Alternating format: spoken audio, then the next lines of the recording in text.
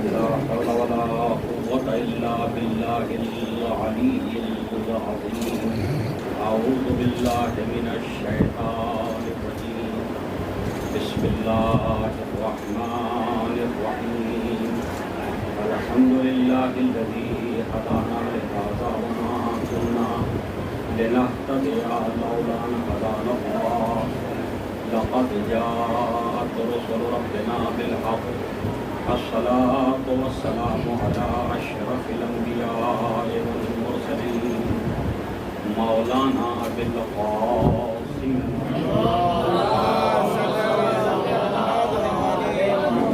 الصلاة والسلام على أهل بيته الطيبين الطاهرين المعصومين المظلومين المنتجبين المنتخبين ولعنة الله على أعدائهم أجمعين من ليلتنا إلى قيام يوم الدين. أما بعد فقد قال الله سبحانه وتعالى في كتابه الكريم وفرقانه الحميد وقوله الحق.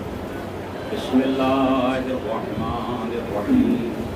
إذ ابتلى إبراهيم ربه بكلمات فأتمهن قال إني جاعلك للناس إماما قال ومن ذريتي قال لا ينال عهدي الظالمين. صلوات اللهم صل على محمد وعلى محمد. عزیزان گرامی، آج کی یہ شب اور آج کی تاریخ امام محمد باقر علیہ السلام کی شب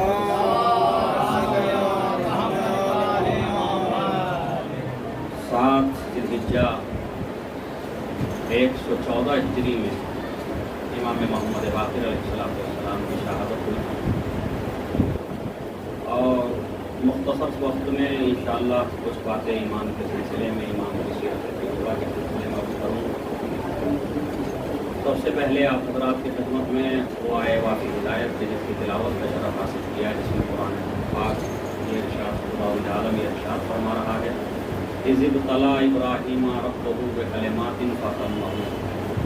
میرے حبیب یاد کرو اس وقت کو کہ جب ہم نے ابراہیم کو کچھ کلمات کے ذریعے سے امتحانات میں مبتلا کیا. فاتمہن تو انہوں نے اپنے امتحانات کو مکمل طریقے سے کامیاب کر دیا، یعنی مکمل طریقے سے ابراہیم کامیاب ہو گئے. اور جب امتحان ہو چکا، کامیابی کی سند مل چکی، تو اس کے بعد اعلان ہوا انی جاعلک للناس اماما. ابراہیم اب ہم تمہیں لوگوں کا امام بنائیں. اس کا مطلب یہ ہے کہ امامت جس طرح سے رسالت و نبوت الہی مناصب ہیں، اسی طرح سے امامت بھی منصب الہی ہے. لہٰذا اللہ کی طرف سے جتنے مناصب ہیں ان منصبوں میں سے ایک منصب ہے، ایک عہدہ ہے اللہ کی طرف سے جسے ہم امامت کہتے ہیں. اور اسی آئے واقع ہدایت میں یہ بھی بات سمجھ میں آتی ہے اور واضح ہوتی ہے کہ نبوت بھی ایک عہدہ الہی ہے، منصب الہی ہے، اور رسالت بھی ایک منصب الہی ہے. لیکن ہم یہ مشاہدہ کرتے ہیں کہ اگر کوئی منصب کسی منصب کے بعد ملے تو اس کا مطلب بعد میں ملنے والا منصب اہم ہوتا ہے پہلے ملنے والے مناصب سے. اور یہ ہر صاحب عقل اس بات کو ترک کرتا ہے، ہر صاحب شعور اس بات کا شعور رکھتا ہے. اور یہ مشاہدات ہی نہیں بلکہ نظام کائنات بھی ہے کہ پہلے چھوٹی سند دی جائے گی، اس کے بعد بڑی سند دی جائے گی. اسی طرح سے اب قرآن یہ کہہ رہا کہ ہم نے امتحان لے لیا. تو جب امتحان لیا تو ابراہیم نبی تھے یا نہیں تھے؟ جب امتحان کی منزلوں سے گزارا تو ابراہیم رسول تھے یا نہیں تھے؟ ابراہیم خلت پہ فائز ہو چکے تھے یا نہیں ہو چکے تھے؟ خلیل خدا لقب ہے آپ کا، تو جو فرمانے یعنی اللہ کے دوست، تو اس کا مطلب خلت کے منصب پہ، خلت کے ایک صفت پہ فائز ہو چکے تھے. نبوت بھی تھی، رسالت بھی تھی، صاحب شریعت بھی تھے، اولی العزم نبی بھی تھے. اب اس کے بعد امتحان لیا جا رہا، اور امتحان میں کامیابی کے بعد اعلان ہو رہا ہے کہ اب ہم لوگوں کا امام بنائیں گے. اس کا مطلب جو منصب اب مل رہا ہے وہ پہلے مناصب سے بہتر ہے. صلاۃ پڑھیں محمد والے. جو آخر میں منصب مل رہا ہے وہ پہلے مناصب سے بہتر ہے، اور اگر بہتر نہ ہوتا تو نبوت کو بعد میں دیتا، امامت پہلے عطا کر دیتا، رسالت بعد میں عطا کرتا، امامت پہلے عطا کر دیتا، خلت بعد میں دیتا، امامت پہلے عطا کر دیتا۔ اچھا، نبوت کے لیے کسی امتحان سے نہیں گزارا گیا، بس جلدی عرض کر رہا ہوں آپ کو، امام کی سیرت بیان کرنا۔ نبوت کے لیے ابراہیم کو یا کسی بھی نبی کو کسی امتحان سے نہیں گزارا گیا، رسالت عطا کرتے وقت کسی امتحان سے نہیں گزارا گیا، شریعت دیتے وقت کسی امتحان سے نہیں گزارا گیا، اسے بڑا رسول، جسے ہم بڑا رسول کہتے ہیں یعنی اولی العزم نبی، فرمائیے گا، اسے بڑا رسول بناتے وقت کسی امتحان سے نہیں گزارا گیا۔ لیکن جہاں سے امامت کا منصب شروع ہوتا ہے وہاں سے امتحانات کی منزلوں سے گزرنا پڑتا ہے، چاہے وہ پہلے سے نبی ہی کیوں موجود نہ ہو، اور چاہے وہ پہلے سے منصب رسالت ہی لیے ہوئے کیوں نہ ہو۔ تو خداوند عالم بتانا چاہتا ہے کہ دیکھو اس منصب کی اہمیت یہ ہے کہ جب ہم اپنے نبی اور رسول کو بھی یہ منصب عطا کرتے ہیں تو پہلے امتحانات کی منزلوں سے گزارتے ہیں، پہلے پرکھتے ہیں کہ اس منصب کے لائق ہے یا نہیں ہے۔ صلاۃ پڑھے محمد والے۔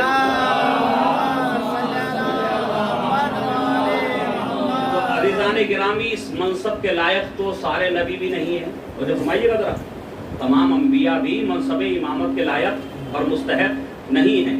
انبیاء میں بھی بعض ہی انبیاء ہیں جن کو امام قرار دیا گیا، امام بنایا گیا، اور صرف ابراہیم کے بعد ہمارے نبی ہیں کہ جن کو امامت کا منصب بھی ان کے پاس ہے۔ ایسا نہیں ہے کہ ہمارے نبی کے بعد، کیوں؟ اس لیے کہ اگر امامت کا منصب ہمارے نبی کے پاس نہ ہو، بولو اصطلاحی طور پہ کبھی نبی کو امام نہیں کہا گیا، وہ ایک الگ مسئلہ، مجھے فرمائیے گا، لیکن وہ صلاحیتیں کہ جو ایک منصب امامت کے لیے ضروری ہیں وہ تمام تر صلاحیتیں ہمارے نبی کے پاس موجود ہیں، کیونکہ آپ سید المرسلین ہیں، آپ سید المرسلین ہیں، لہذا کسی بھی نبی کی کسی صفت میں آپ کمتر نہیں ہو سکتے۔ جو منصب ابراہیم کو دے دیا گیا اگر ہمارے نبی کو نہ دیا جاتا تو اس کا مطلب اس فضیلت میں آپ کم ہو جاتے، اور ابراہیم آپ سے بہتر قرار پاتے، اور آپ سے بہتر نہ کوئی نبی ہو سکتا ہے نہ رسول ہو سکتا ہے۔ اس لیے امامت کے منصب کی منزل میں، یہ میں اپنی طرف سے عرض نہیں کر رہا، علماء نے لکھا کہ ہمارے نبی بھی امامت کے منصب پہ فائز ہیں، اسی لیے تو نبی کریم نے فرمایا اولنا محمد و اوسطنا محمد، یعنی ہم سب کے سب محمد ہیں۔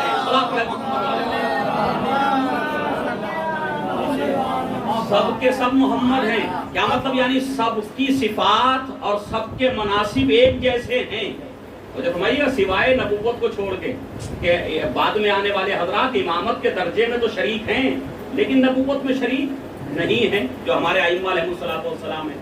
اور بس ایک بات اور عرض کرنا، اور وہ یہ سوال یہ پیدا ہوتا کیا امت مسلمہ کا یا ذریت ابراہیم میں ہر شخص، ہر فرد کو یہ منصب امامت مل سکتا ہے؟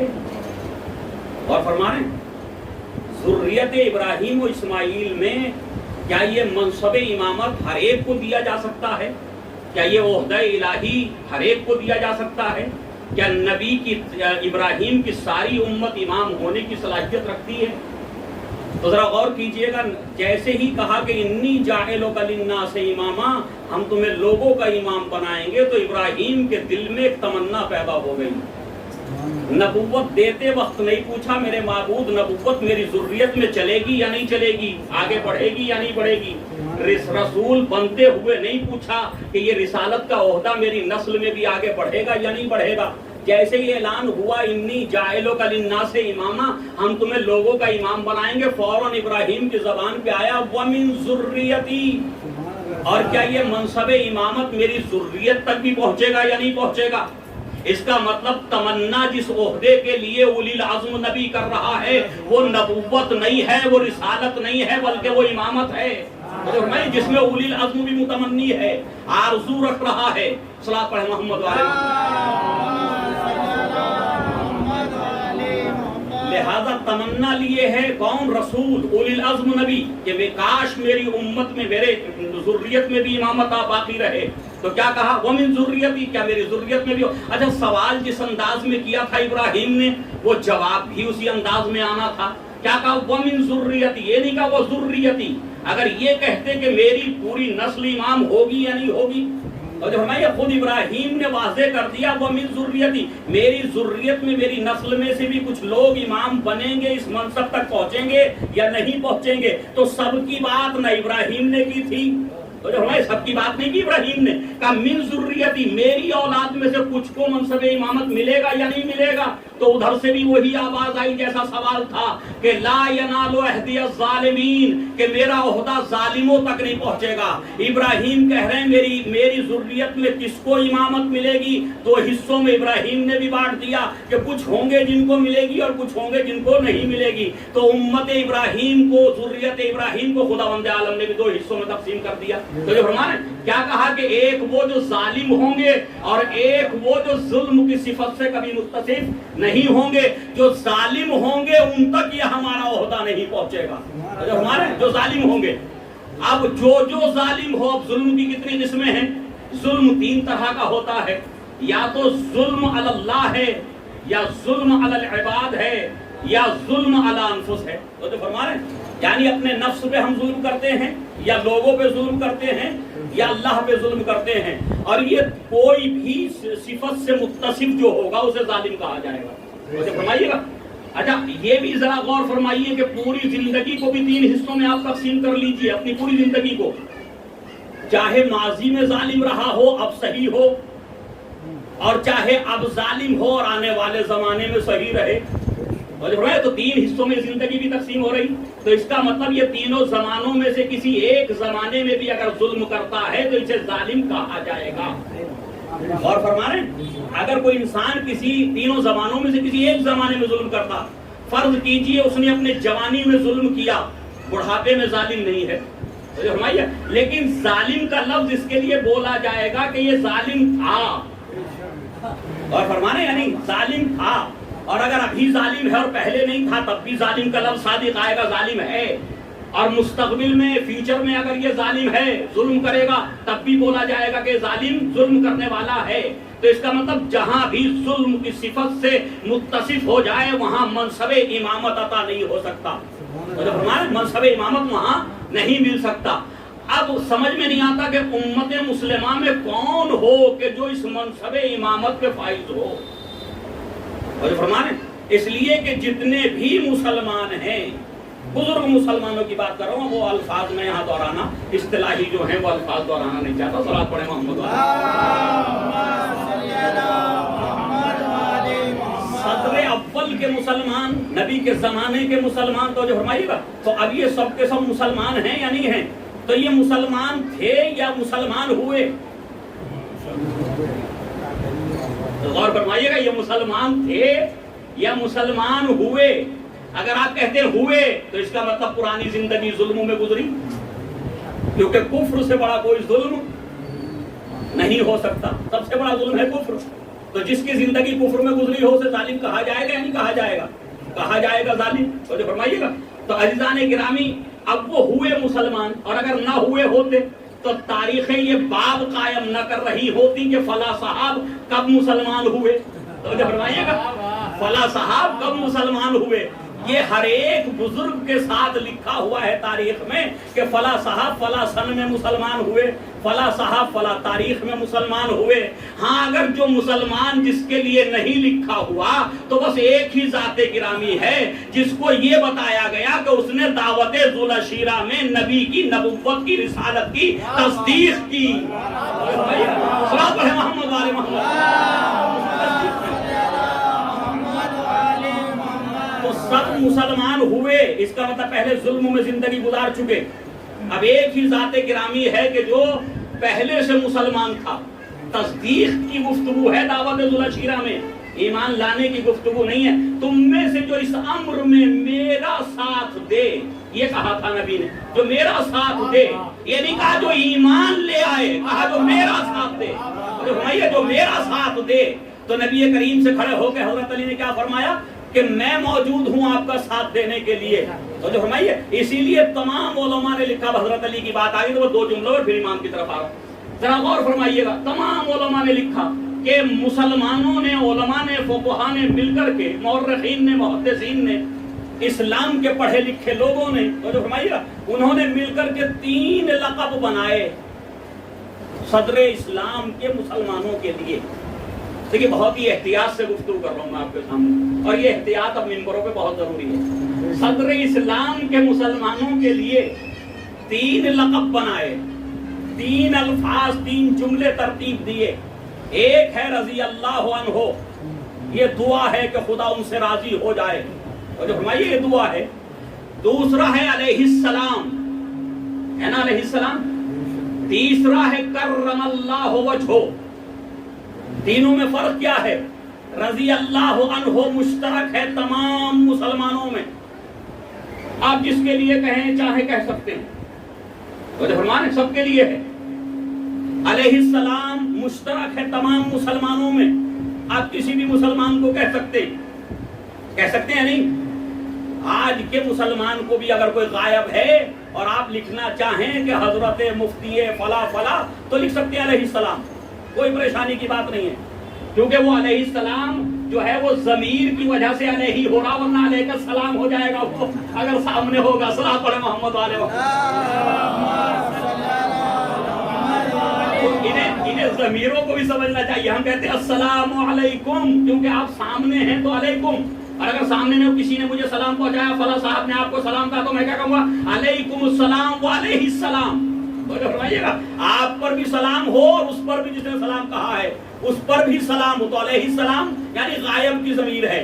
لہذا آج بھی آپ کسی مسلمان کو کہہ سکتے ہیں، کوئی پریشانی کی بات نہیں. لیکن ایک لقب ایسا ہے اس امت مسلمہ اور اسلام کی تاریخ میں جو نہ کسی صحابی کو دیا جا سکتا، نہ کسی بزرگ کو، نہ مفتی کو، نہ مجتہد کو، کسی کو نہیں کہا جا سکتا، اور وہ ہے کرم اللہ وجہہ، کہ خداوند عالم نے ان کے چہرے کو کرامت بخشی، شرف بخشا. تو وہ شرف کیا تھا؟ وہ شرف یہ تھا کہ سب کی پیشانیاں بتوں کے سامنے جھکیں، اگر نہیں جھکی تو صرف علی ابن ابی طالب کی پیشانی.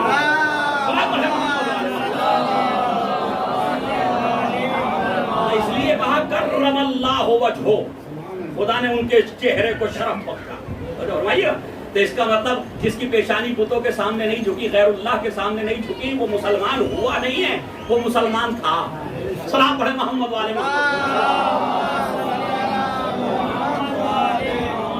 تو عزیزان گرامی، امامت کی جو باریکیاں ہیں اور امامت کے جو دقائق ہیں انہیں سمجھنے کی ضرورت ہے کہ امامت ایک منصب الہی ہے، اور یہ وہ منصب ہے کہ جس منصب جیسا کوئی اور منصب نہیں ہے، اس کے جیسا کوئی اور منصب نہیں ہے. اور پھر اس امامت کے سلسلے کو کچھ ایسا جاری و ساری رکھا قدرت نے، خداوند عالم نے، کہ ایک کے بعد ایک چراغ ایک دوسرے سے جلتا چلا گیا، بیچ میں کوئی فاصلہ واقع نہیں ہونے دیا. تو فرمائیے گا وَخَلِيفَتُهُ بِلَا فَصْلٍ، تو جیسے علی خلیفہ ہیں، خلیفہ بلا فضل ہیں نبی کے، ویسے ہی حسن خلیفہ بلا فضل ہیں علی کے، ویسے ہی حسین خلیفہ بلا فضل ہیں حسن کے. اور فرمایا یعنی یہ فصل جو لفظ آیا تھا نا، خلیفۃ بلا فضل، بغیر فاصلے کے خلیفہ ہیں. تو یہ بغیر فاصلے کے خلیفہ یعنی امامت کے سلسلے میں جتنے امام ہیں وہ ایک دوسرے کے درمیان بغیر فاصلے کے ہیں. ایک امام دنیا سے بعد میں جاتا ہے، دوسرا امام امامت کی منزل پہ پہلے فائز ہو جاتا ہے. صلاۃ پڑھے محمد والے محمد. فاصلہ نہیں ہے، کوئی فاصلہ نہیں ہے اماموں کے درمیان، کسی بھی طرح کا کوئی فاصلہ نہیں. تو عزیزان گرامی، امام محمد باقر علیہ السلام اسی امامت و عصمت کی 5ویں کڑی، عصمت کی 7ویں کڑی اور امامت کی 5ویں کڑی، 5ویں سلسلے میں آتے ہیں. امام زین العابدین علیہ السلام کے بیٹے امام زین العابدین علیہ السلام کے فرزند ہیں. آپ کی ولادت و سعادت 1 رجب المرجب سن 57 ہجری میں مدینہ منورہ میں ہوئی. سن 57 ہجری میں آپ مدینہ منورہ میں پیدا ہوئے، اور آپ کی شہادت ہشام ابن عبد الملک کے زمانے میں 114 ہجری 7 ذی الحجہ کو واقع ہوئی. لیکن امام محمد باقر علیہ السلام، دیکھیے ایک طرح غور فرمائیے گا، بہت سے افراد جو ہماری امت میں ہمارے ساتھ ہیں، ہمارے ہی جیسے مسلمان ہیں، ہم سب مسلمان ہیں، سب کلمے میں شریک، سب جو ہیں وہ نبی کو مانتے، رسول کو مانتے، قرآن کو تسلیم کرتے ہیں، ہم سب مسلمان ہیں۔ اسلام کے درجات ہیں، تو جو فرمائیے گا، جو ادنا درجے میں رہ گیا اسے مسلمان کہتے ہیں، جو اعلیٰ درجے میں چلا گیا اسے مومن کہا گیا۔ صلاۃ پڑھے محمد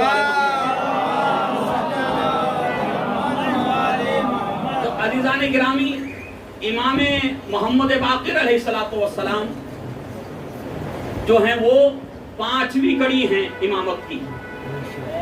اب میں ایک ایسے اس میں داخل ہو رہا ہوں جہاں سے سیرت کا ایک بیان شروع کر رہا ہوں، اور کیونکہ تھوڑا خشک بیان ہوگا تو آپ سے بھی توقع ہے کہ آپ کچھ خشک چیزیں بھی سیرت کی سنا کریں، صحیح ہے؟ کیونکہ ہر جگہ خالی نکات ہی نہیں ہوتے اور واہی کی چیزیں نہیں ہوتی، بلکہ جو ہے کچھ چیزیں سمجھنے کی بھی ہوتی ہیں، انہیں سمجھنے کی ضرورت ہے۔ ایک بار صلاۃ پڑھیں محمد۔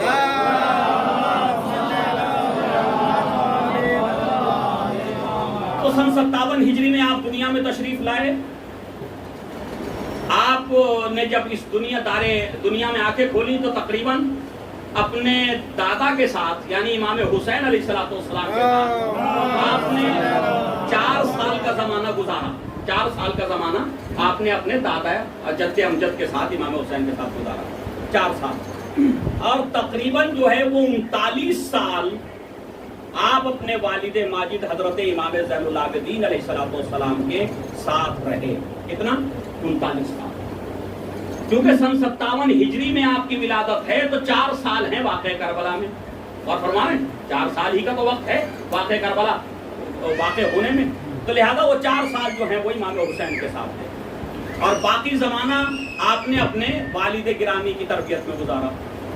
تو اگر اس عقیدے سے تھوڑا سا ہم جو عقیدہ ہمارا اپنا ہے، اگر تھوڑی دیر کے لیے اسے درگزر کر دیں، امامت کا، عصمت کا، یہ ہمارا جو عقیدہ، تو پھر بھی ایک انسان کے جو امام حسین علیہ السلام کے ساتھ 4 سال رہا ہو اور واقع کربلا کو اپنی آنکھوں سے دیکھا ہو، اور پھر تقریباً امام زین العابدین علیہ السلام کے ساتھ تقریباً جو ہے وہ 39 سال زندگی گزاری ہو، تو ایسا انسان اگر جس کی 2 معصوم تربیت کر رہے ہوں تو یقین جانیے کہ اگر کوئی عصمت کا عقیدہ بھی نہ رکھتا ہو تو اسے یہ تو ماننا ہی پڑے گا۔ اسی لیے اہل سنت یہ مانتے ہیں کہ امام محمد باقر علیہ السلام، حتیٰ کہ بعض علماء اہل سنت نے تو لکھا کہ من ائمۃ اہل سنت والجماعہ، یہ الفاظ ہیں کہ وہ ہمارے ائمہ میں سے ہیں۔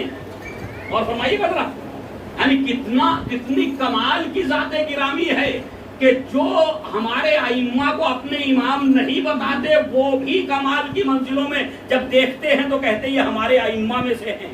صلاۃ پڑھیں محمد والے محمد، کہتے ہیں ہمارے ائمہ میں سے۔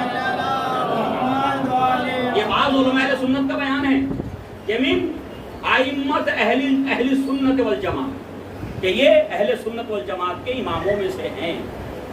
تو عزیزان گرامی، آپ جو ہیں وہ آپ نے اپنے والد کے ساتھ اور اپنے دادا کے ساتھ جو یہ وقت گزارا، اور یہ حضرات وہ تھے کہ جن کے پاس علمی اعتبار سے، فقہی اعتبار سے، نظریات اور افکار کے اعتبار سے جس کو جو ہے وہ عالم اسلام بالکل منفرد قرار دیتا ہے۔ تو اگر ان کی تربیت کا نتیجہ بھی سمجھا جائے، خالی تربیت کا نتیجہ اگر ہم مان لیں تو پھر بھی ان سے بہتر کوئی عالم اس کائنات میں نہیں ہو سکتا۔ ہمارے امام محمد باقر علیہ السلام سے بہتر کوئی عالم اس کائنات میں نہیں ہو سکتا۔ اگر رشتوں کے اعتبار سے بھی ذرا سا غور کیجئے کہ امام زین العابدین علیہ السلام کی، امام حسن مجتبیٰ علیہ السلام کی بیٹی جناب فاطمہ، اس کی بیٹی امام حسن مجتبیٰ علیہ السلام کی بیٹی جناب فاطمہ، اچھا کربلا کیونکہ 61 میں واقع ہو گئی اور اہل بیت کے اکثر افراد قتل کر دیے گئے، شہید کر دیے گئے واقع کربلا میں، اور واقع کربلا کے بعد اہل بیت علیہ السلام کے افراد بہت ہی مختصر گنے چنے رہ گئے۔ یا لفظوں کو بدل کے یہ کہوں کہ جس طرح سے کفار و مشرکین نبی کریم کو ابتر کے تانے دیتے تھے تو وہ تو فکر تھی کہ وہ فکر کے تحت نبی کو ابتر کہتے تھے، اور جب نبی کو ابتر کہنے لگے تو خداوند عالم نے نبی کی نسل کو آگے بڑھانے کے لیے ایک علی اور ایک فاطمہ کا انتظام کیا۔ علی اور فاطمہ کا انتظام کیا کس کی نسل آگے بڑھانے کے لیے؟ حضور پاک کی نبی کریم کی ذریت کو آگے بڑھانے کے لیے، انہیں مختون نسل کے طعنوں سے بچانے کے لیے کیا کیا؟ خداوند عالم نے ایک علی اور ایک فاطمہ کا اہتمام کیا، اور یہ علی اور فاطمہ مل کر کے جب ذریت رسول کو آگے بڑھاتے ہیں تو پھر نبی کو کوئی ابتر نہیں کہتا، کوئی مختون نسل نہیں کہتا، کوئی لاوارث نہیں کہتا۔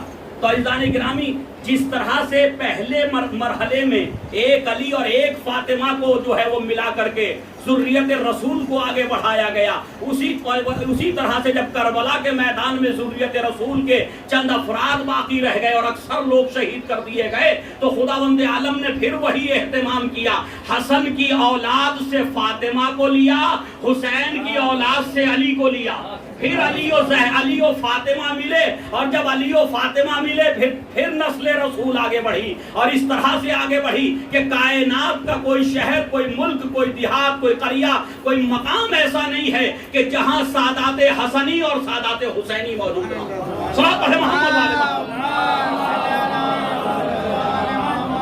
حسنی سادات بھی ہر جگہ موجود اور حسینی سادات بھی ہر جگہ موجود ہیں۔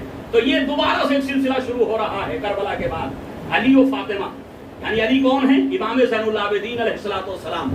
آپ کا اسم گرامی علی ابن الحسین ہے، تو جو فرما رہے ہیں علی ہے، لقب ہے زین العابدین، تو جو فرمائیے گا لقب ہے سید الساجدین، لیکن نام کیا ہے؟ علی، اور امام حسن کی بیٹی فاطمہ۔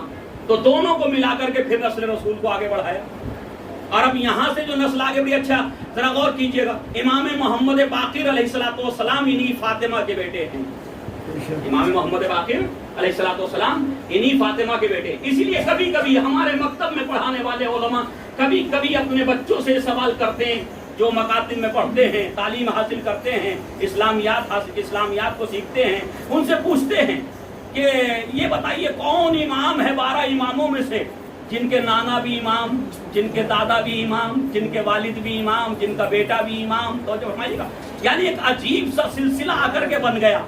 یہ فاطمہ و علی کی ملاقات جو ہوئی نا دوسرے مرحلے میں، اس نے ایک عجیب سا سلسلہ بنا دیا کہ اب جو فرزند اس دنیا میں فاطمہ کے ذریعے آئے گا، فاطمہ بنت حسن کے ذریعے آئے گا، اس کا ہر سلسلہ امامت پہ منتہی ہوگا۔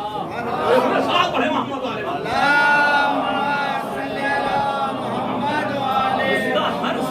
امامت اور عصمت پہ منتہی ہوگا، کہ دادا بھی امام ہوں گے، بابا بھی امام ہوں گے، تو جو فرمائیے گا، اور بیٹا بھی امام ہوگا، اور نانا بھی امام ہوگا، ورنہ عام طور پہ باقی ائمہ کے یہاں نانا امام نہیں ہے، تو یہاں سارے رشتے جو ہے عصمت اور امامت پہ منتہی ہو رہے ہیں۔ اب اس کے بعد سلسلہ آگے بڑھتا ہے کہ یہاں سے ایک سوال پیدا ہو جاتا، اور وہ یہ کہ امام محمد باقر علیہ السلام نے، اور یہ بہت سے علماء اہل سنت نے کہا بھی کہ حضرت علی علیہ السلام سے اتنی حدیثیں سامنے نہیں آئیں، امام حسن مجتبی علیہ السلام سے اتنی حدیثیں سامنے نہیں آئیں، اولاد امام حسن میں ایک سے ایک قابل قدر، ایک سے ایک جلیل القدر انسان گزر گیا، لیکن ان سے جو ہے وہ اتنا علمی انکشافات نہیں ہوئے، اتنا زیادہ انہوں نے حدیث بیان نہیں کی، اتنا زیادہ شریعت پہ کام نہیں کیا جتنا کام امام محمد باقر علیہ السلام نے کیا۔ تو فرما رہے ہیں سوال یہ ہے کہ امام محمد باقر علیہ السلام نے آخر امام حسن نے وہ کام انجام کیوں نہیں دیا، آخر امام حسین نے وہ کام انجام کیوں نہیں دیا، حضرت علی علیہ السلام نے وہ کام انجام کیوں نہیں دیا جو کام حضرت امام محمد باقر علیہ السلام نے انجام دیا؟ تو اس کا جواب صرف ہمارے لیے یہی ہے کہ ایسا نہیں ہے کہ صرف جو امام محمد باقر چاہتے تھے وہ باقی ائمہ نہیں چاہتے تھے، نہیں، ہر امام چاہتا تھا کہ علم فقہ کے ابواب کو وا کرے، ہر امام چاہتا تھا کہ فکر اسلامی کو آگے بڑھائے، ہر امام چاہتا تھا کہ عقائد پہ گفتگو کرے، ہر امام چاہتا تھا کہ توحید، عدل، نبوت، قیامت اور جتنے بھی اسلامی افکار ہیں، عقائد ہیں، ان پہ گفتگو کرے، لیکن کیونکہ دشمنوں نے موقع ہی نہیں دیا، تو جو فرمائیے گا دشمنوں نے موقع ہی نہیں دیا۔ یہ تو ایک اچھا پیریڈ تھا، اچھا زمانہ تھا کہ بنو امیہ اور بنو عباس آپس میں لڑ رہے تھے، ایک دوسرے سے جھگڑوں میں مبتلا تھے، اسی عالم میں جو ہے وہ امام محمد باقر علیہ السلام نے غنیمت سمجھا کہ سیاست کی طرف جانے کے بجائے کیوں نہ ہم دین کے معیار کو قائم کریں اور لوگوں تک وہ حدیثیں پہنچائیں کہ جو ابھی تک نبی کریم کی احادیث اور فرامین نہیں پہنچے ہیں، اور فقہ کے وہ مسائل جو الجھے ہوئے ہیں ان کو جو ہے آسان بنا کر کے لوگوں تک پہنچائیں۔ تو عزیزان گرامی، امام محمد باقر علیہ السلام کو موقع ملا اور آپ نے مدرسے کا قیام کیا۔ یہی مکتب جو آپ یہ ہم مکتب چلاتے ہیں، اسے ہم مکتب ہی کہیں گے ابتدائی طور پہ، مدرسے کا قیام کیا۔ اور جب یہ مدرسہ قائم ہو گیا تو اس میں ایسے افراد جو ہے وہ امام محمد باقر علیہ السلام کے شاگردوں میں تلامذہ میں شریک ہوئے کہ یقین جانیے اگر آپ ان کی سیرت پڑھیں گے تو تھوڑی دیر کے لیے تعجب کریں گے کہ یہ ہو کیسے گیا۔ دنیا سیاست، دونوں پارٹیاں سیاست کے حصول میں لگی ہوئی تھیں، حکومت کے حصول میں لگی تھی، اور امام محمد باقر علیہ السلام علم کے گوشوں کو، علم کی گتھیوں کو سلجھا رہے تھے۔ اسی لیے آپ کو باقر العلوم کہا گیا۔ باقر کہتے ہیں الجھی ہوئی چیزوں کو سلجھانے والا، کھولنے والا، توجہ فرما رہے ہیں، کھولنے والا۔ تو لہذا آپ نے جو ہے وہ علم کی گتھیوں کو کھول کر کے امت مسلمہ کے سامنے رکھا۔ اب ایسے تلامذہ سامنے آئے جیسے محمد ابن مسلم۔ یہ محمد ابن مسلم ایک ایسا صحابی امام کا، ایسا چاہنے والا کہ جو روز درس میں شریک ہوتا تھا، جو بعد میں یہ کہتا ہے کہ میں نے امام محمد باقر علیہ السلام سے 30,000 حدیثیں میں نے یاد کی۔ جو فرما رہے 30,000 حدیثیں میں نے یاد کی، کس کی؟ امام محمد باقر علیہ السلام کی۔ عزیزان گرامی، 30,000 حدیثوں کا مطلب سمجھتے ہیں آپ؟ پوری بخاری کے اندر 6,000 حدیثیں ہیں۔ اور فرمائیے گا ذرا، پوری بخاری کے اندر کتنی حدیثیں؟ 6,000 کچھ حدیثیں ہیں۔ اور اکیلا صحابی، اکیلا جو ہے شاگرد، وہ کیا کہہ رہا ہے کہ میں نے امام محمد باقر سے 30,000 حدیثیں یاد کی۔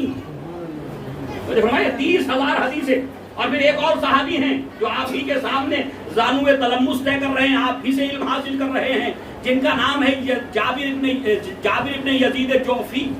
یہ نام یاد رکھے نوجوان، جابر ابن یزید جوفی۔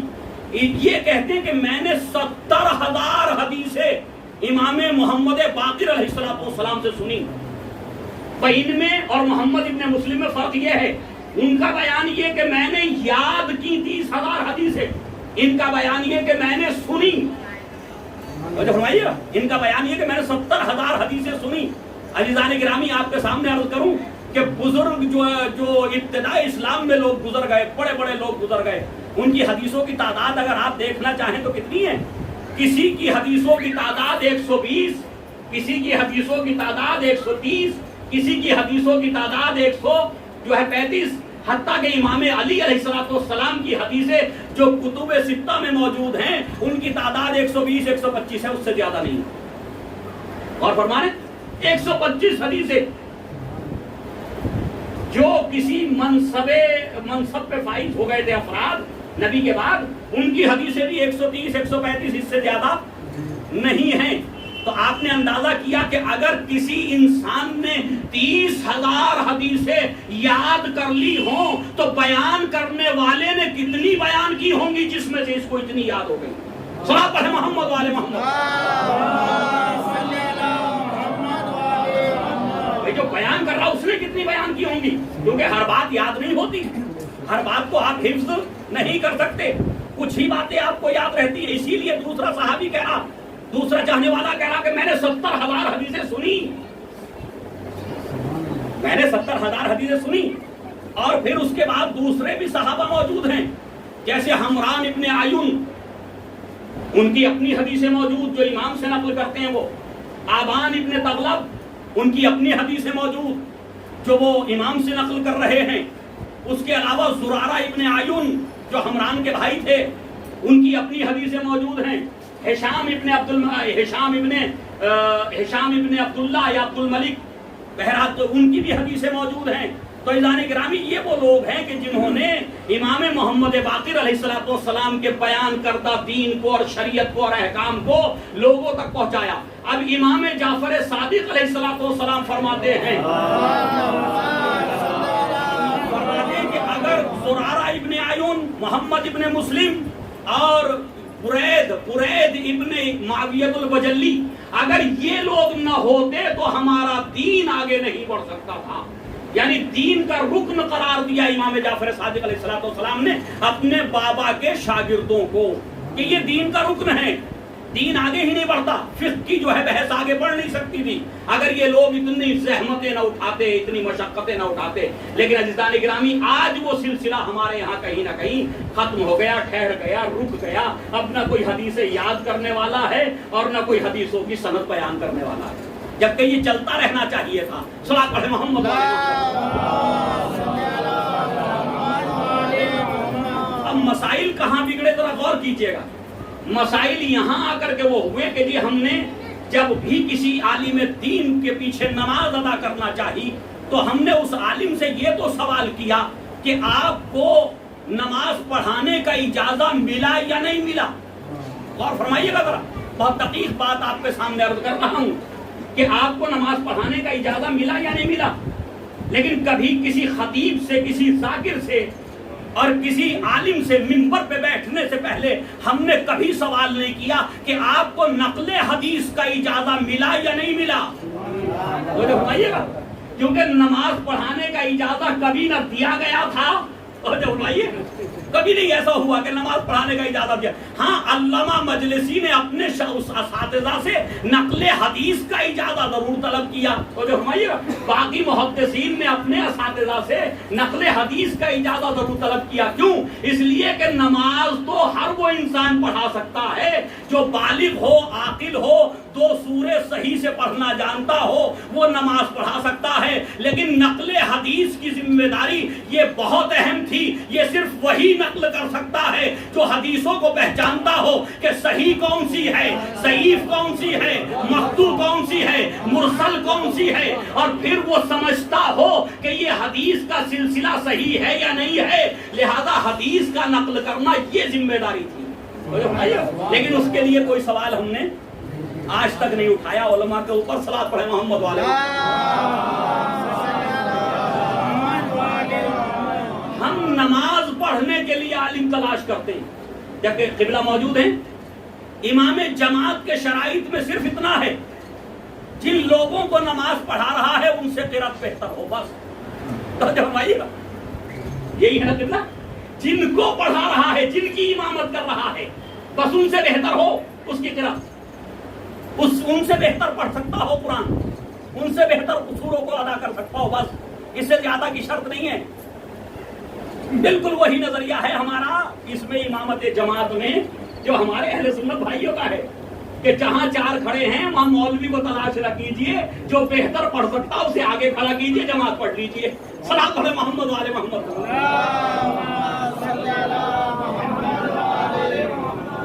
تو عزیزان گرامی، لیکن مجبوری ہماری کیا ہے کہ ہمارے ذہن میں کچھ باتیں بیٹھ گئی ہیں، اس لیے جو ہمیشہ عالم پہ، امام جماعت پہ جو اعتراض ہوگا وہ کبھی خطیب پہ نہیں ہوتا نا، کبھی ذاکر پہ نہیں ہوتا. ان کی تجویز صحیح نہیں، ان کا مخرج صحیح نہیں، یہ تلفظ ادائیگی صحیح نہیں. اور یہ اعتراض کون کرتا؟ جو انجینئر، جو ڈاکٹر، جو انگلش میڈیم سے پڑھا ہوا. تو جب فرمائیے گا، انگلش میڈیم سے پڑھا ہوا عربی میڈیم سے پڑھے ہوئے پہ اعتراض کر رہا، اور بس ایک شوشہ چھوڑ دیا گیا بس. اور اس کے بعد دیکھو، جسے خود قل اللہ یاد نہیں، جسے خود سورہ الحمد یاد نہیں، وہ بھی معترض ہے. صحیح نا، وہ بھی اعتراض کر رہا ہے. ان کے پیچھے کیسے پڑھ لیں، فلاں صاحب کہہ رہے ہیں ان کی تجویز صحیح نہیں ہے. تو عزیزان گرامی، ان چیزوں کو بھی، ان مسائل کو بھی انہی ممبروں سے، مجالسی کے ذریعے حل ہونا چاہیے، نہیں ہونا چاہیے. صلاۃ پڑھے محمد.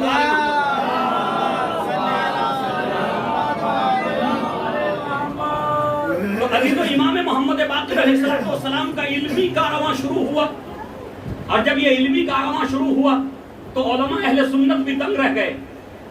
علماء اہل سنت نے جو بیانات دیے ہیں آپ انہیں ذرا اٹھا کر کے دیکھیے. علماء اہل سنت میں ایک شخص ہیں جو بہت ہی اپنے زمانے کے جو ہے مفتی کہلاتے تھے اور اپنے زمانے کے مجتہد کہلاتے تھے، ابو قتادہ. یہ رہنے والے بصرے کے تھے، یہ بصرے کے رہنے والے تھے. بصرہ ایک شہر ہے عراق میں، تو بصرے کے رہنے والے تھے. حتیٰ کہ تاریخ نے لکھا کہ یہ فقیہ البصرہ، بصرے میں فقیہ تھے. لیکن جب امام محمد باقر علیہ السلام کے علمی کارناموں کی گفتگو اور علمی گفتگو ان تک پہنچی بصرے میں، تو انہیں تمنا پیدا ہوئی کہ میں بھی جو ہے وہ فرزند رسول امام محمد باقر علیہ السلام سے ملاقات کروں۔ اب وہ شوق رہا نہیں علماء میں، ورنہ کوئی بڑا عالم آ جاتا تھا تو چھوٹے جو اپنے اندر کمی علم کی محسوس کرتے تھے وہ اس بزرگ کے سامنے زانوئے ادب طے کرتے تھے، اپنے علم کو آگے بڑھانا چاہتے تھے۔ تو ابو قتادہ کے دل میں بھی شوق پیدا ہوا۔ ابو قتادہ کہتے ہیں کہ میں سفر کر کے، یہ طویل سفر کر کے مدینہ منورہ آیا ملنے کے لیے امام محمد باقر سے، اور جب میری ملاقات ہوئی تو امام نے پوچھا کہ کیا تم ابو قتادہ ہو؟ کہنے لگا ہاں میں ابو قتادہ ہوں۔ کا فقیہ بصرہ، کہ ہاں میں فقیہ بصرہ ہوں۔ تو آپ نے کچھ سوال کیے، کچھ سوال جو ہے ابو قتادہ نے کیے۔ اب جب ابو قتادہ نے کچھ سوال کیے اور امام نے جوابات دیے، وہ جوابات ذرا فلسفی ہیں، میں یہاں اس گفتگو کو چھیڑنا نہیں چاہتا، تو لہذا جب وہ فلسفی جوابات دیے آپ نے تو ابو قتادہ حیران ہو گئے۔ ابو قتادہ کا جملہ سنیے، عبداللہ ابن عباس سے ملاقات کر چکے تھے یہی شخص فقیہ بصرہ، عبداللہ ابن عباس جن کو حبر الامہ کہا گیا، امت کی روشنائی، جنہیں مفسر قرآن کا لقب ملا۔ عبداللہ ابن عباس کوئی معمولی شخصیت نہیں ہے، جو دونوں فریقین کی نظر میں ثقہ بھی ہیں، عادل بھی ہیں، سنی شیعہ دونوں کے درمیان ثقہ بھی ہیں، عادل بھی ہیں، اور ان سے زیادہ جو ہے وہ متقن حدیثیں، مستحکم حدیثیں شاید کسی سے نہیں ملے گی۔ اس کے باوجود ایسے شخص سے وہ کہتے ہیں کہ میں عبداللہ ابن عباس سے بھی ملا، ان کے سامنے بھی زانوئے ادب طے کیا تھا میں نے، لیکن کبھی میرا دل اتنا مرعوب نہیں تھا جتنا آپ کے سامنے بیٹھ کر کے دل گھبرا رہا ہے۔ پڑھا لکھا انسان تھا، کوئی جاہل تھوڑی تھا، تو جو ہمارے میرا دل جتنا آپ کے سامنے بیٹھ کے مرعوب ہو رہا ہے، مجھ پہ روب طاری ہو رہا، ایسا جو ہے مجھے عبداللہ ابن عباس کے سامنے بھی نہیں ہوا۔ تو امام نے پوچھا تمہیں معلوم ہے کہاں بیٹھے ہو؟ امام نے سوال کیا تمہیں معلوم ہے کہاں بیٹھے ہو؟ کہنے لگا نہیں، فرزند رسول آپ ہی بتا دیجئے۔ کہا کہ تم اس مقام پہ موجود ہو کہ جس مقام پہ خداوند عالم کا منصب امامت اور جس مقام پہ منصب عصمت ہے، لہذا منصب عصمت و امامت کے سامنے ایک عالم کی کوئی حیثیت نہیں ہوتی۔ صلوات پڑھے محمد والے محمد۔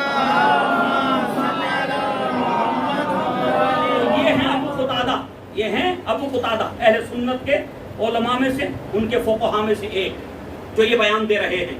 اس کے بعد اور تھوڑا سا ہم آگے بڑھتے ہیں۔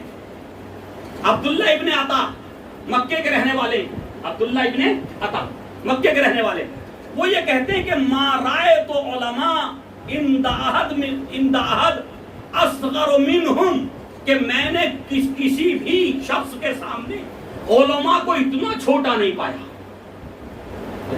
علماء کو اتنا چھوٹا نہیں پایا جتنا ابی جعفر محمد ابن علی ابن الحسین کے سامنے، یعنی امام محمد باقر کے سامنے میں نے علماء کو دیکھا کہ ان کی کوئی بساط ہی نہیں ہے علم کے مقابلے، علم کے مقام میں، علمی منزلوں میں ان کا کوئی نہیں ہے۔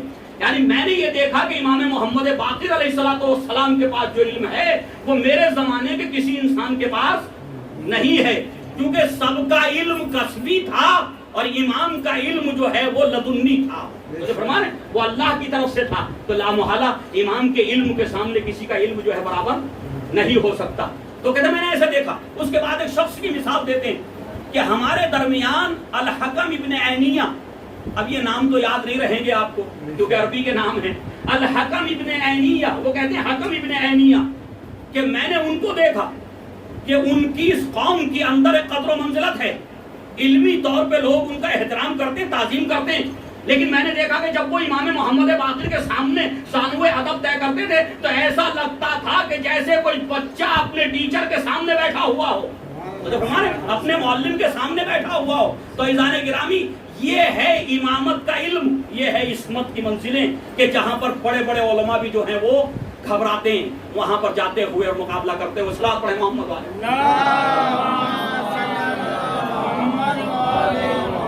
عزیزو، امام محمد باقر علیہ السلام دور عبد الملک کا واقعہ، کہ دور عبد الملک میں عبد الملک ابن مروان کے زمانے میں آپ کو شام بلایا گیا۔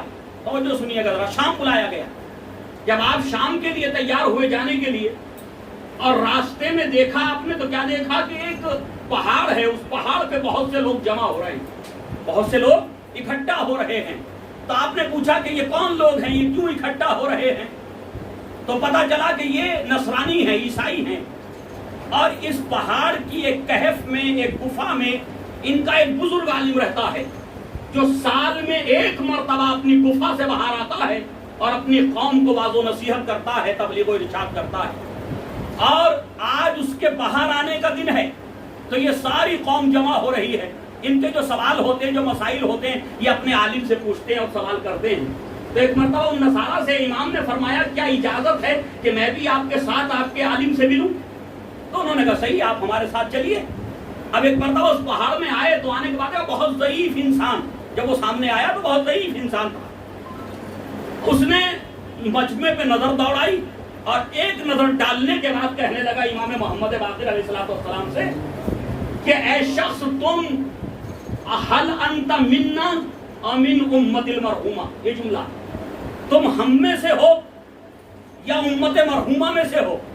اور جو فرما رہے ہیں امت مرحومہ کسے کہا گیا؟ امت مسلمہ. اس کو امت مرحومہ بھی کہتے ہیں کیونکہ اس پہ خداوند عالم نے رحمت نازل کی، تو اس کا لقب ہو گیا تھا امت مرحومہ. اب یہ مرحومہ مرحوم مرنے والے سے نہ سمجھیے گا، صلاح پڑھے محمد والے. ورنہ ہوگا کہ مرحومہ یعنی فلاں خاتون دنیا سے چلی گئی تو ہم نے انہیں کہا مرحومہ.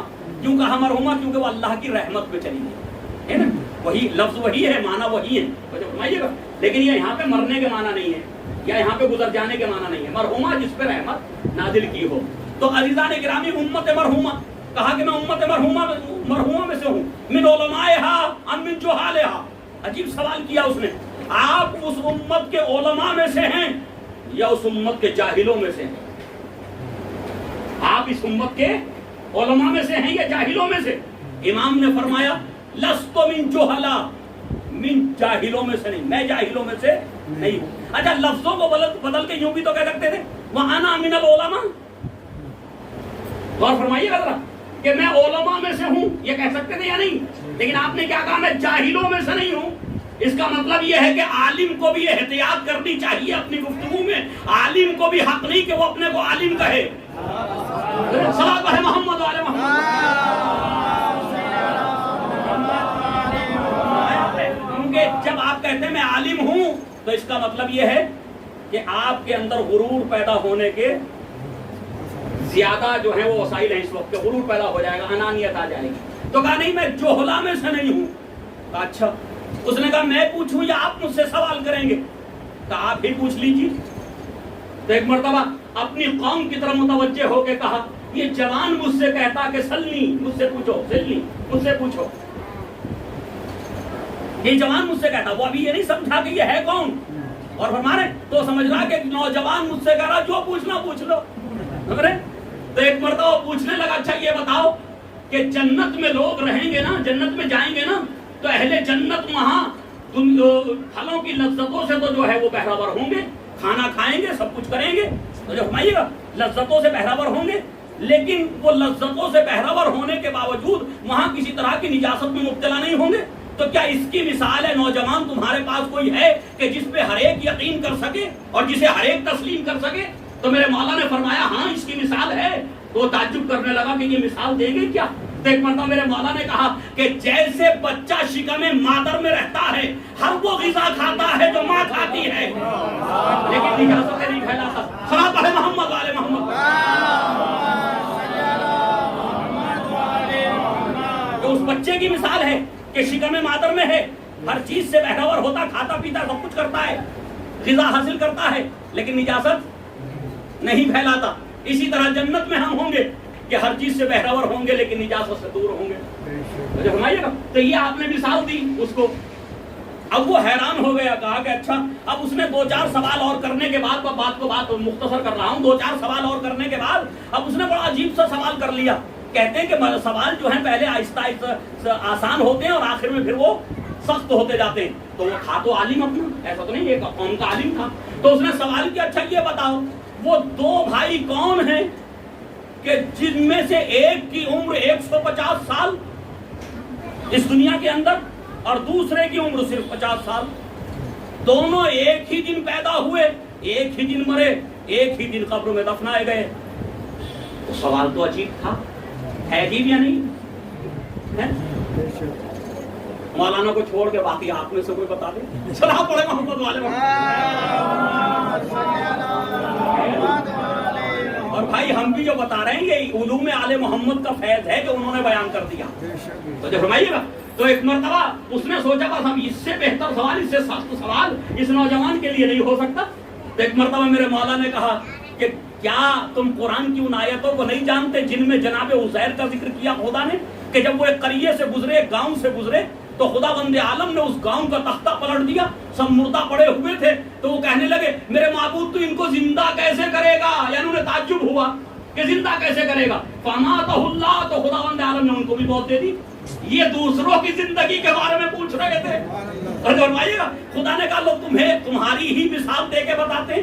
ان کو اور ان کے گدھے کو دونوں کو موت دے دی. 100 سال تک اسی طرح گدھا اور یہ عبد صالح عزیر نبی تو نہیں تھے، علماء نے لکھا کہ ایک نیک انسان تھے. تو جو فرمائیے گا جناب عزیر اور ان کا گدھا ساتھ میں ایک ہی جگہ پڑے رہے. کتنا 100 سال. جب گدھے کی ہڈیاں ختم ہونے لگی، عزیر کی جو ہے جسم کی ساری ہیکل ختم ہو گئی، اس کے بعد خدا بند عالم نے دوبارہ سے زندگی عطا کی. اب جب دوبارہ سے زندگی کتنے سال کے بعد؟ 100 سال کے بعد. اور جو فرمائیے گا 100 سال کے بعد. اچھا یہ جدائی کب ہوئی دونوں بھائیوں میں؟ جب دونوں کی عمریں 30 سال کی تھی.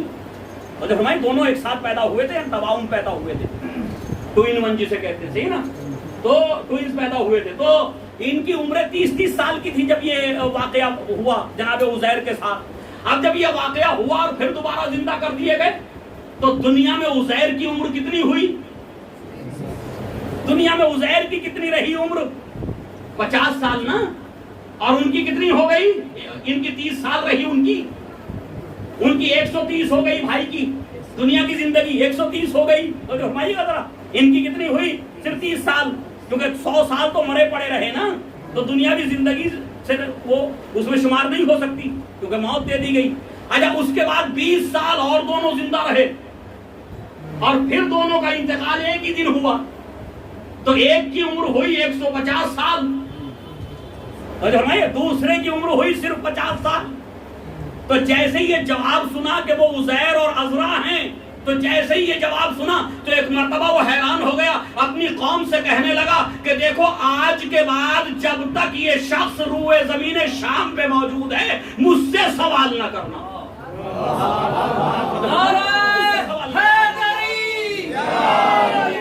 جب تک یہ نوجوان اس روئے زمین شام پہ موجود ہے اس وقت تک مجھ سے سوال نہیں کرنا، اس لیے کہ مجھ سے اگر کوئی مجھ سے بڑا عالم مجھے ملا تو یہ ہے. تو یہ ہے امامت کی منزلیں. تو انسان سمجھ بھی نہیں سکتا کہ امامت کا مقام کیا ہے، امامت کے مرتبے کیا ہیں، کن مقامات پہ فائز ہوتی ہے امامت.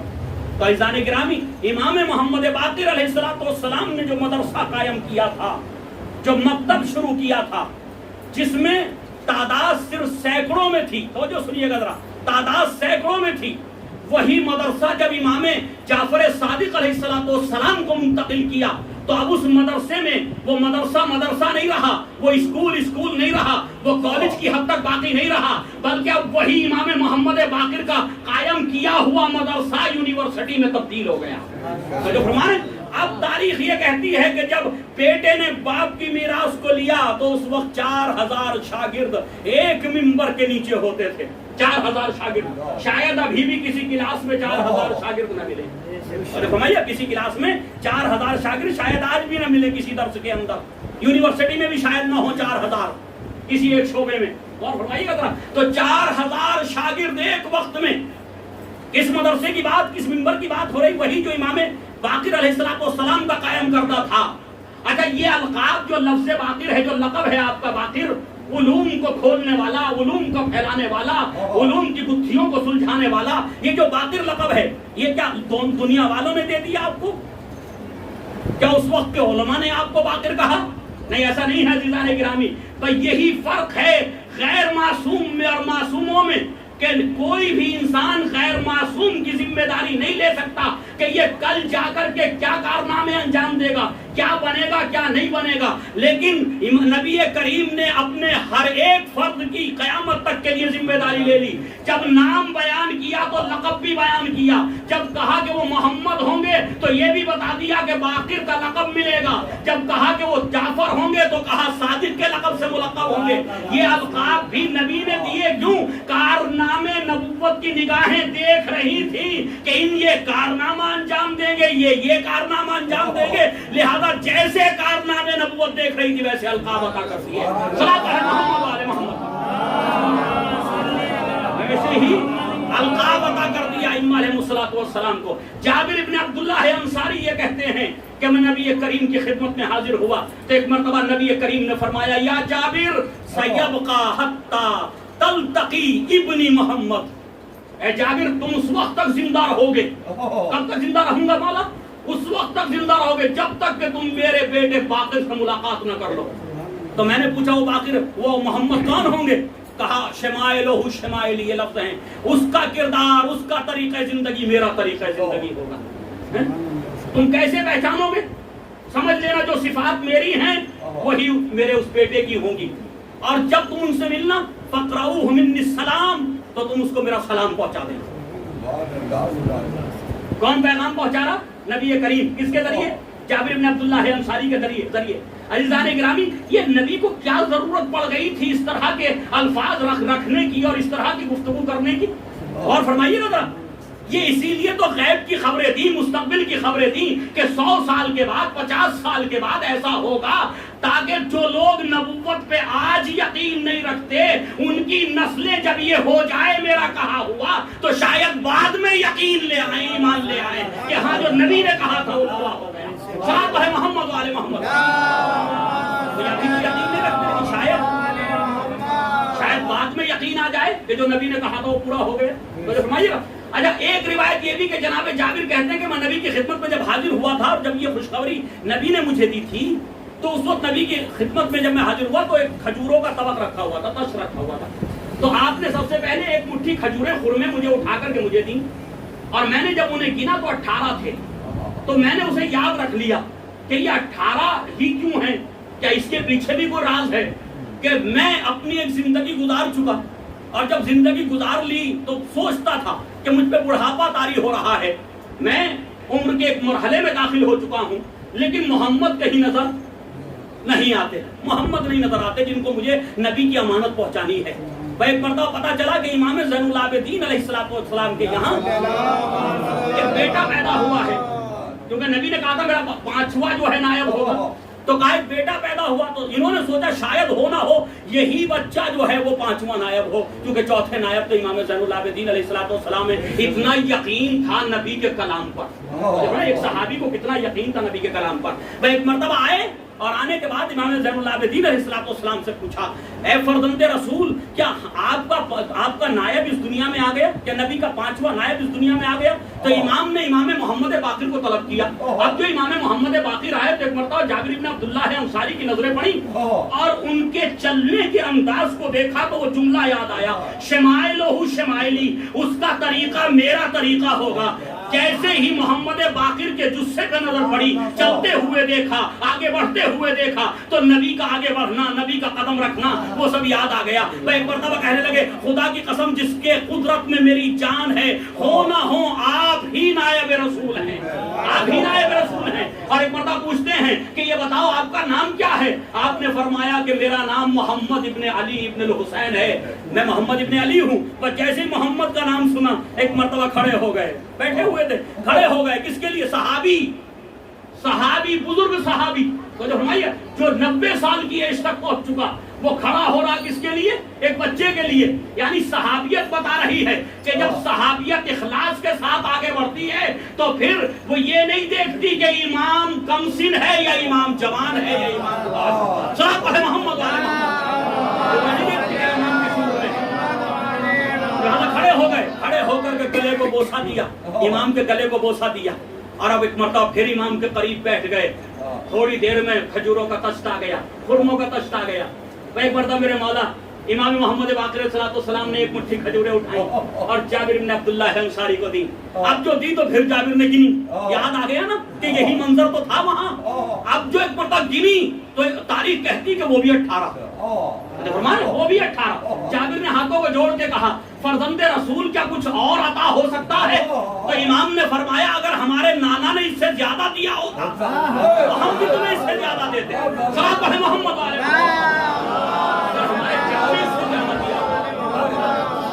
تو جابر ہم بھی تمہیں اس سے زیادہ دیتے. تم تو دلیل امامت تلاش کر رہے ہو نا, تم تو دلیل امامت تلاش کر رہے ہو نا. اب جیسے ہی یہ دیکھا تو ایک مرتبہ کہا نبی کریم نے مجھے ایک امانت سپرد کی تھی, نبی نے آپ کو سلام کہا ہے, نبی نے آپ کو سلام کہا ہے. تو عزیزان گرامی آپ کا لقب بھی نبی نے باقی رکھا تھا کہ یہ علوم کی گتھیوں کو سلجھائے گا, یہ علوم کے اسرار کو جو ہے واہ کرے گا, دنیا کے سامنے علوم کو پھیلائے گا.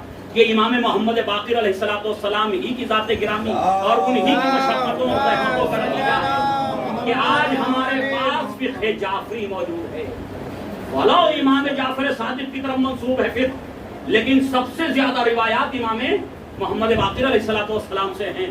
تو ابھی تو وہی مدرسہ یونیورسٹی میں تبدیل ہو گیا, وہی مدرسہ یونیورسٹی میں تبدیل ہو گیا. اور ایسے ایسے جو ہیں تلامذہ کہ جو کسی امت کے کسی فرقے کے امام کہلائے, کسی فرقے کے امام کہلائے, ایسے ایسے لوگ شاگردوں میں آئے ہیں نا. امام اعظم امام جعفر صادق علیہ السلام کے شاگرد ہیں نا. اور یہاں سے ایک اعتراض بھی ہوا کیونکہ امام جعفر صادق علیہ السلام کی جو والدہ ہیں وہ قاسم ابن محمد ابن ابی بکر کی بیٹی ہیں. اور فرمائیے ذرا, امام جعفر صادق یعنی آپ نے جو عقد کیا امام محمد باقر نے ام فروا بنت محمد بنت قاسم ابن محمد ابن ابی بکر, کس کے ساتھ عقد ہوا؟ جناب قاسم تھے, پوتے تھے ایک صحابی کے. اب وہ بات تو پہنچ گئی نا, صحیح نا, صحابی کے پوتے تھے, بزرگ صحابی کے, ان کی بیٹی ام فروا سے آپ کا عقد ہوا. اس لیے وہ صحابی کے لیے کہا جاتا کہ وہ امام جعفر صادق کے نانا کہلائے. نانا ہو گئے نا, وہ نانا ہو گئے, صحیح ہے. فیضان گرامی اب یہاں سے ایک اعتراض آیا امام صادق کی زندگی میں. قاسم ابن محمد ابن ابی بکر, قاسم ابن محمد, یہ جو ہیں وہ بہت بڑے مفسر قرآن اور بہت پڑھے لکھے انسان, بہت بڑے ادیب, صحیح نا, اپنے زمانے کے جو ہے وہ علماء فقہا میں ان کا شمار ہوتا تھا. تو اس لیے کہا گیا امام جعفر صادق کو جو یہ علم ملا کہ جس کے ذریعے سے جو ہے وہ اتنے لوگوں کی تربیت کی, یہ اس میں کہیں نہ کہیں جناب قاسم کا ہاتھ تھا. یعنی قاسم نے ان کو تعلیم دی, جناب قاسم نے تعلیم دی.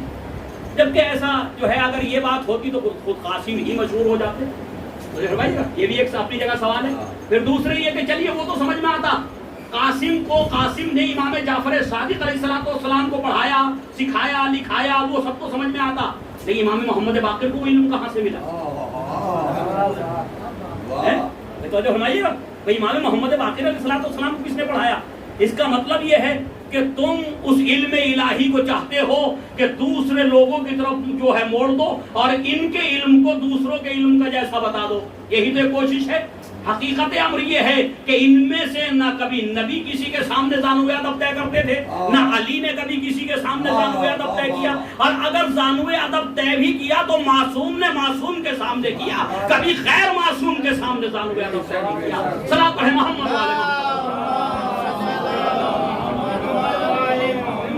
بس عزیزان گرامی. تو بہت سے اعتراضات امام محمد باقر اور امام جعفر صادق پہ علم کے حوالے سے ہیں علماء اہل سنت کے. وہ یہ کہتے ہیں کہ یہ علم انہیں یہاں سے ملا, جبکہ اس کی کوئی دلیل ان کے پاس نہیں, کوئی دلیل ان کے پاس نہیں. تو عزیزان گرامی امام محمد باقر علیہ السلام نے ایک پیغام آپ کے لیے بھی دیا. یوں تو بہت سے پیغامات ہیں, لیکن میں بس ایک پیغام دوں گا آج آپ کو. اور آپ کے لیے فرمایا, جب کسی چاہنے والے نے پوچھا کہ شیعوں کو کیسا ہونا چاہیے, تو امام نے فرمایا معاشر الشیعہ, اے میرے شیعوں. اور اس کے بعد دوسرا جملہ ہے شیعہ تو آل محمد, اے آل محمد کے چاہنے والوں, تمہیں کیسا ہونا چاہیے وہ بتا رہے ہیں امام. اے آل محمد کے چاہنے والوں, تم ایک بار سلوات پڑھ لیں.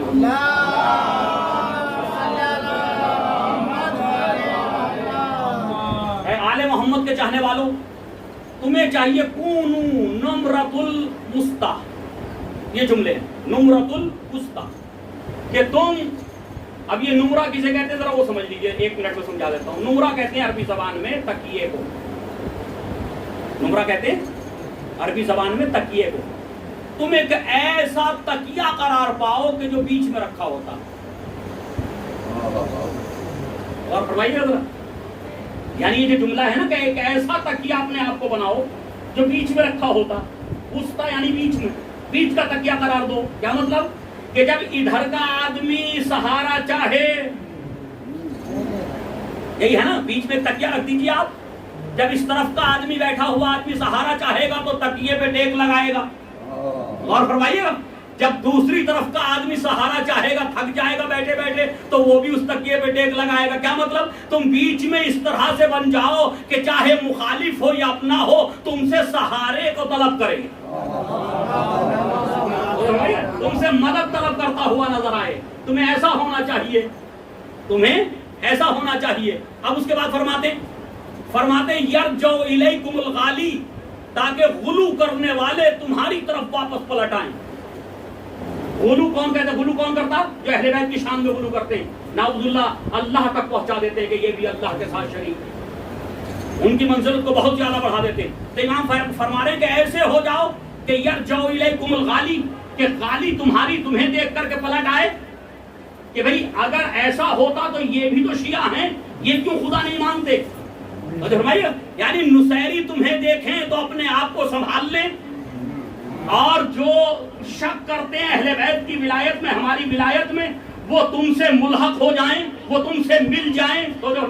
تو تمہاری ذمہ داری کیا ہے کہ اپنے آپ کو ایسا معتدل بنا کے رکھو، نہ اہل بیت کی شان میں غلو کرو نہ ان کی شان میں تقصیر کرو.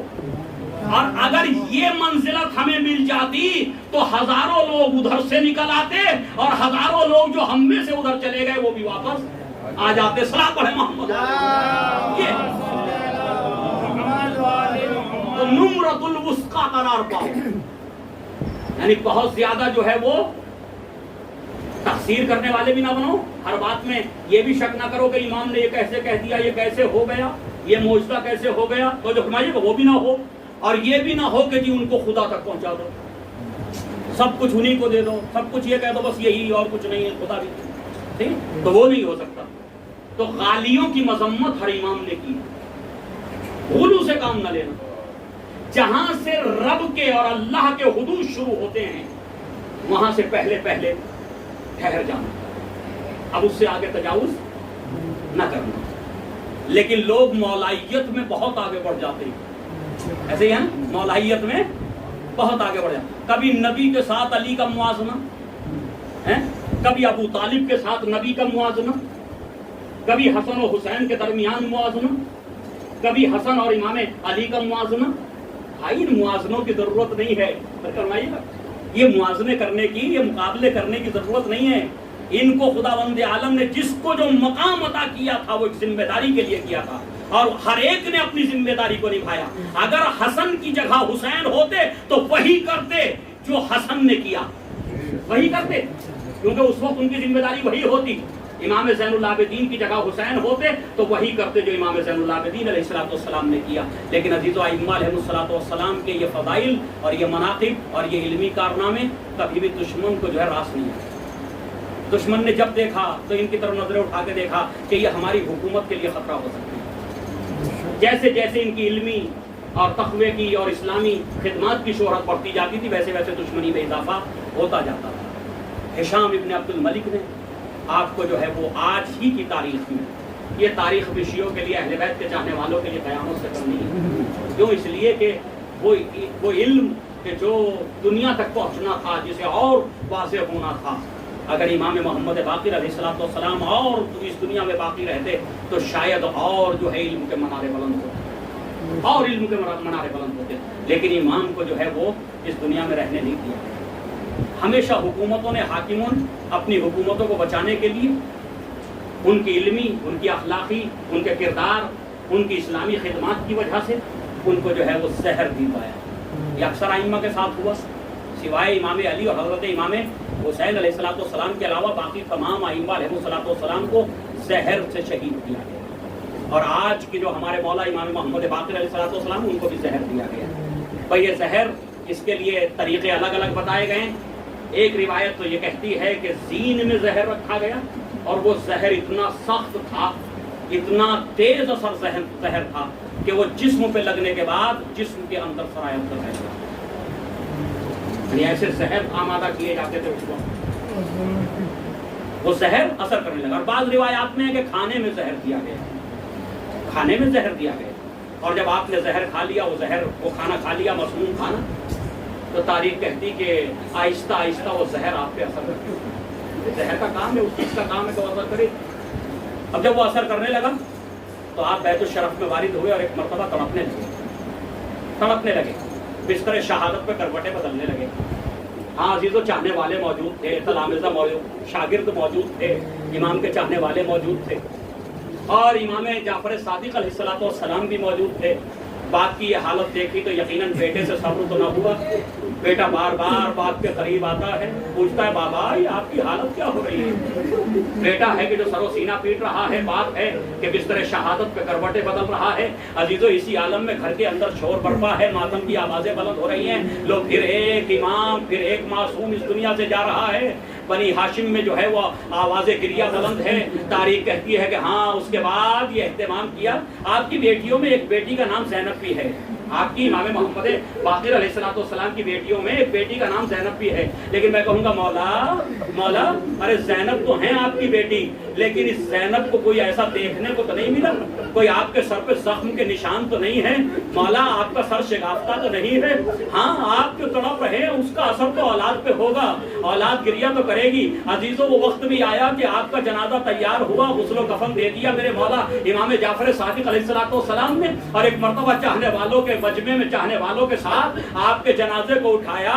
بیٹے کا کاندھا تھا, باپ کا جنازہ تھا, امام جعفر صادق کا کاندھا تھا, امام محمد باقر کا جنازہ تھا. جنازہ لے کر کے مدینے کے جو ہے وہ قبرستان جنت البقیع میں آئے اور جنازے کو دفن کرنے لگے. میرا دل کہتا ہے کہ جب یہ جنازہ گھر سے بیٹے کے کاندھے پہ برآمد ہوا ہوگا تو یقیناً میرے مولا کی روح تڑپ گئی ہوگی. ارے آج میرے لال کا کاندھا, میرا جنازہ ہے, بڑے احترام کے ساتھ اٹھایا جا رہا ہے. اے جد نامدار, ارے کاش کوئی کربلا میں ہوتا جو آپ کے لاشے کو اسی طرح اٹھاتا, آپ کو آپ کی آخری منزل تک پہنچاتا. ہاں عزیزو, جنت البقیع میں لا کر کے امام زین العابدین امام حسن مصطفیٰ کے قبروں کے قریب آپ کے جنازے کو دفن کر دیا گیا. لیکن یہ میرا مولا دنیا میں بھی مظلوم ہے, اور دنیا سے جانے کے بعد بھی اتنا مظلوم کہ جب زائرین یہاں سے جاتے ہیں نا, ہمیشہ زیارتوں کے قافلے جاتے ہیں.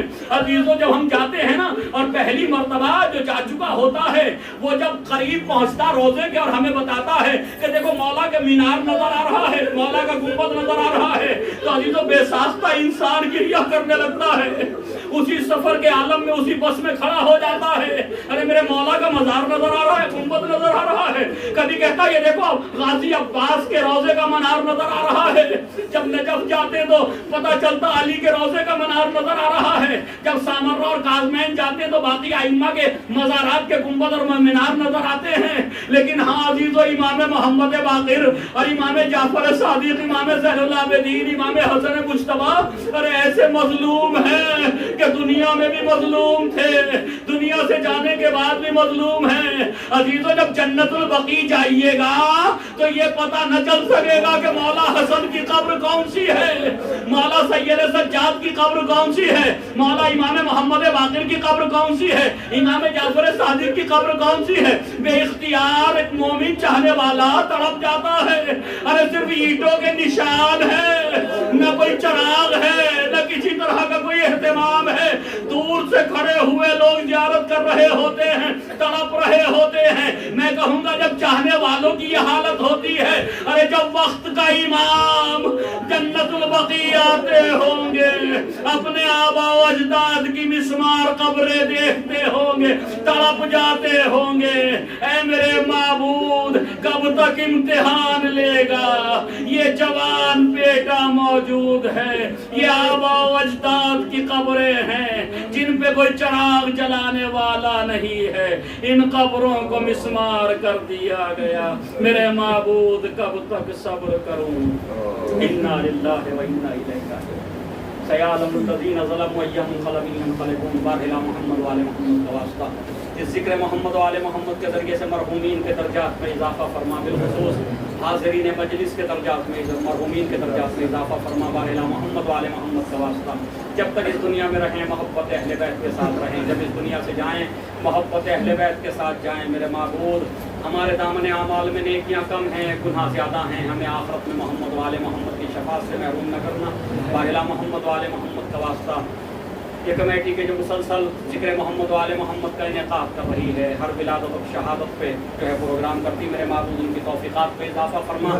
और मेरे महबूब इस कमेटी का एक फ़र्द के जो वाक़ईअन सभी मिंबराज के साथ बढ़ चढ़ करके अज़ादारी में हिस्सा लेता था, मेरे महबूब उसकी मग़फ़िरत फरमा। वाहिला मोहम्मद वाले मोहम्मद का वास्ता मेरे महबूब जहाँ जहाँ मवालियान हैदर करार हैं, मुहिब्बान हैदर करार हैं, उनकी जान व माल इज़्ज़त नामूस की हिफाजत फरमा।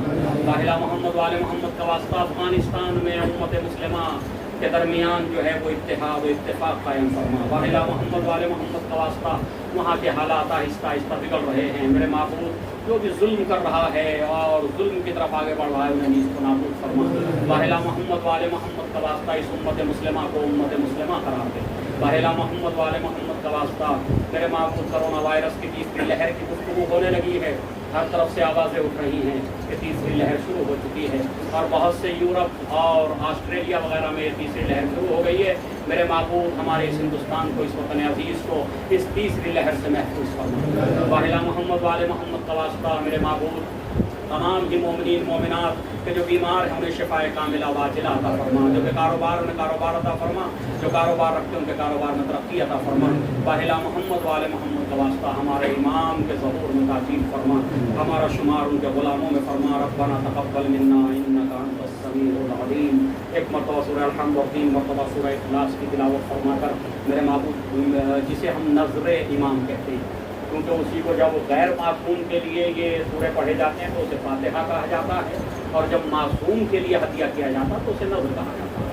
लिहाजा सभी हज़रात से गुजारिश है कि एक मरतबा सूरह अल-हम्द और 3 मरतबा सूरह तौहीद की तिलावत फरमा करके आइम्मा अलैहिस्सलातु वस्सलाम, नबी करीम जनाब ज़हरा सलामुल्लाह अलैहा, शौहदाए करबला, सिराने करबला और उसके अलावा तमाम ही शौहदाए इस्लाम, बिलख़ुसूस क़ासिम सुलेमानी साहब और मोहसिन साहब, इन सभी की अरवाह को साथ